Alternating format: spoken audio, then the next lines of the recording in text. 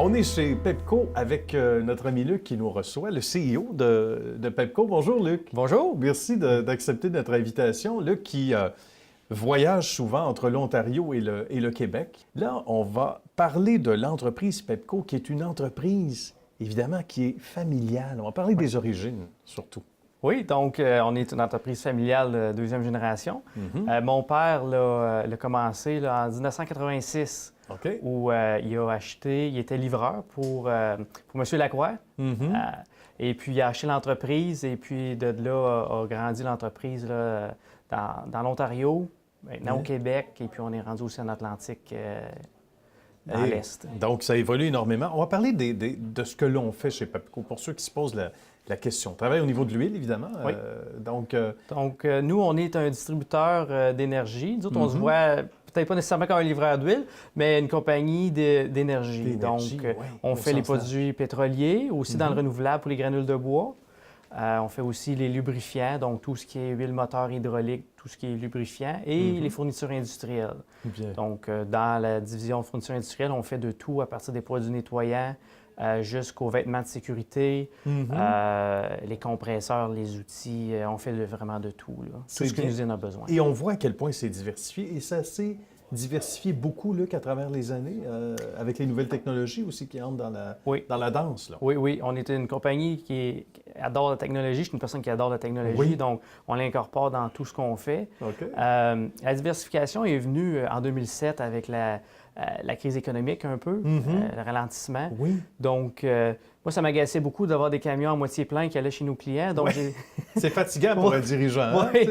Donc, on était voir nos clients et puis on leur a demandé, on était voir ce qu'il y avait de besoin. Donc, c'est là où on a ajouté toute la division de fournitures industrielles. Bien. Et puis, ça a très, très bien fonctionné pour nous, là.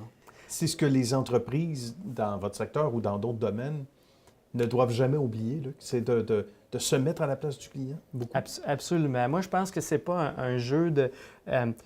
beaucoup d'écoles de management puis tout ça. Oui. Tu étudies beaucoup la stratégie, le cash flow, les flux de trésorerie, ces choses-là, les chiffres. Oui. Et je pense qu'il faut toujours garder que sans Mme Gauthier, j'ai pas de travail, moi. C'est vrai. C'est son confort qui est important. Donc, et puis là, ça, c'est vrai pour Mme Gauthier, c'est vrai pour le moulin à scie, la mine. Donc voilà. Ça devient urgent, surtout dans votre secteur, pour tout ce beau monde-là. Le jour 1, Luc, ça s'est passé comment? Ou les premiers moments, ou les premières choses qu'on a ajustées quand vous êtes arrivé en poste, CEO, là, comme dirigeant d'entreprise, ça a été quoi les premiers gestes? Les premiers gestes, moi, j'ai été extrêmement chanceux. Mon père est un homme d'affaires extraordinaire. Puis là, je dis il est encore dans l'entreprise, mais il dirige plus, il fait un peu de consultation. D'accord. Donc, moi et mon frère, on a eu la chance d'entrer dans une entreprise familiale extrêmement solide, avec une équipe solide. Bien. Donc, pour nous, en rentrant, ça a été beaucoup de regarder la croissance, parce qu'on pouvait se permettre de rêver puis de regarder ça. Il y avait déjà une base solide, donc. Absolument. On n'effaçait pas le tableau pour recommencer. Il y avait déjà une belle structure en place, évidemment. Oui, on a célébré notre 30e anniversaire en octobre 2016. Bravo. Et puis, vraiment, notre croissance, comme on est aujourd'hui, a vraiment débuté en 2010. Donc, mon père a vraiment mis des bases extrêmement solides de 1986 à 2010 pour nous permettre ça. Donc, moi, j'étais un petit peu le visionnaire de l'entreprise. Oui, c'est ça. C'est ça depuis 2010, beaucoup. Oui. L'évolution, on parlait des nouvelles technologies tantôt. Oui. L'élément déclencheur 2010, si on pouvait mettre le doigt dessus, là, c'est quoi? Moi, je regardais beaucoup ce qui se passait aux États-Unis dans les années 2003, 2004 et tout ça.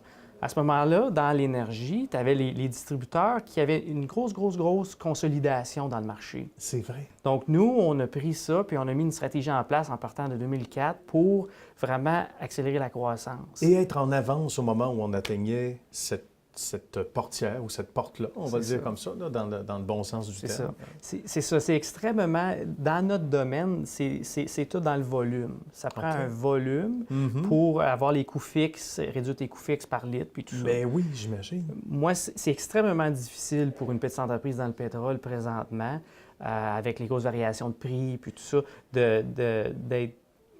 compétitif, compétitif pour le pouvoir d'achat, puis tout ça. On est une entreprise en croissance. Oui. À l'été 2010, on était 7 personnes, incluant moi et mon père. Aujourd'hui, 7 ans après, on est plus de 300. On couvre l'Ontario, une grosse partie du Québec et puis les Maritimes.